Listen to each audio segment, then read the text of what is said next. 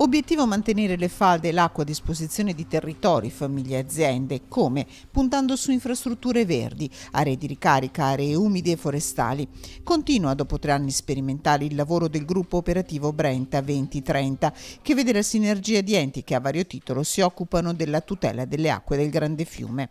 Fianco a fianco opereranno ETRA, Etifor, spin-off dell'Università di Padova, e il Consorzio di Bonifica Pedemontano Brenta. Il gruppo ha ottenuto 400.000 euro dalla Regione e un finanziamento europeo di oltre 3 milioni di euro che sarà usato così. Innanzitutto monitoraggio della risorsa idrica, quindi un sistema di monitoraggio condiviso tra tutti gli enti, che non è scontato.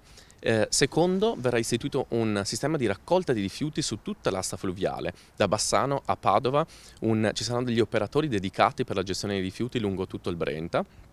Terzo, ci saranno diverse infrastrutture verdi che verranno costruite grazie al finanziamento europeo. Da 10 anni a tutela delle acque del Brenta opera il Consorzio. La criticità del passaggio da fenomeni di forte pioggia a dei periodi di lunga siccità metteva in crisi il consorzio di bonifica sotto l'aspetto dell'irrigazione, per cui abbiamo pensato di mettere in cassaforte l'acqua quando ce n'era in eccesso per poterla utilizzare nei mesi estivi.